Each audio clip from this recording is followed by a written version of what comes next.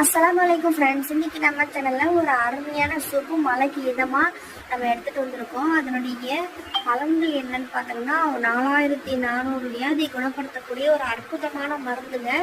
அதுவும் முக்கியமாக மூட்டு வலி, கை கால் வலி, கை குடைச்சல், கால் வலி, தலைவலி, இப்படி பலவிதமான வியாதி குணமாக்கக்கூடிய முடவாட்டுக்கிழங்கு தாங்க. முடவாட்டுக்கிழங்கு அப்படின்னு சொல்லுவாங்க. இதை பார்க்கும்போது ஆட்டுக்கால் மாதிரியே இருக்கும். கண்டிப்பாக நீங்கள் ட்ரை பண்ணி பாருங்கள். உங்களுக்கு கிடச்சிச்சின்னா இது ஏற்காட்டில் தான் கிடைக்கும் ஃப்ரெண்ட்ஸ். நான் ஃபஸ்ட் டைம் ஏற்காட்டில் பார்க்கும்போது இது ஏதோ பயந்துக்கிட்டு நாங்கள் வாங்காமல் வந்துட்டோம். அதுக்கு பிறகு தான் இதனுடைய நன்மைலாம் தெரிஞ்சிச்சு. அதுக்கப்புறம் ஏற்காடு போனவங்கள்ட்ட சொல்லி வாங்கிட்டு வர சொல்லி நாங்கள் சூப் போட்டு குடித்தோம். அவ்வளோ டேஸ்ட்டாக அவ்வளோ அருமையாக இருந்துச்சு. ஆட்டுக்காலில் சூப் போட்டு குடித்தா எப்படி இருக்குமோ அதே டேஸ்ட்டில் கிடச்சிச்சு. வாட்டர் மெடிக்கல் மிராக்கல் அப்படின்னு சொல்லிட்டு இறைவனுடைய படைப்பை பார்த்து ரொம்ப வியந்து போயிட்டோம். சுபஹானல்லாஹ்.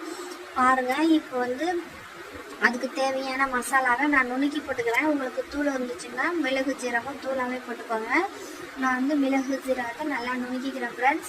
இதை ஒரு தாட்டி சூப் போட்டு குடித்தா பார்த்தாது 20 நாள் தொடர்ந்து நீங்கள் சூப் போட்டு குடிச்சு பாருங்கள். அப்போ நம்ம உடம்புல உள்ள வியாதி அத்தனையே 4000 வியாதி நமக்கு தெரியாமல் குணமாகுது. குறிப்பாக முட்டு வலி, கை கால் வலி, அதுக்கப்புறம் இந்த வெரிகோஸ் இதெல்லாம் சரியாயிடுச்சுன்னு சொல்கிறாங்க. ஸோ எப்படின்னு தெரியல, தலைவலி, உடம்பு வலி எல்லாருக்கும் இன்றைக்கி இருக்கிற மிகப்பெரிய பிரச்சனை முட்டு வலி தான் ஃப்ரெண்ட்ஸ். இப்போ நான் இஞ்சி போட்டு நல்லா நசுக்கிக்கிறேன். இந்த மாதிரி நம்ம நுணுக்கி போடும்போது டேஸ்ட் இன்னுமே சூப்பராக இருக்கும். அதே போல் முடவாட்டுக்கிழங்கு அதையும் நான் நசுக்கிக்கிறேன். இஞ்சி மாதிரி தான் இருக்கும் ஃப்ரெண்ட்ஸ்.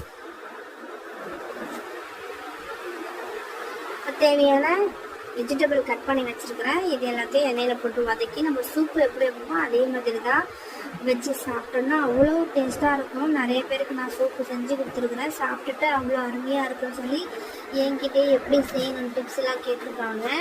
ஸோ நீங்களே செஞ்சு பார்த்து பலனடைங்க ஃப்ரெண்ட்ஸ். நம்ம ஏரியாலே இப்போல்லாம் ஈஸியாக கிடைக்கிது. அங்கங்கே கிடைக்கும் போது ரேட்டு எவ்வளோன்னு பார்க்காதீங்க, வாங்கி கண்டிப்பாக பயனடைங்க ஃப்ரெண்ட்ஸ்.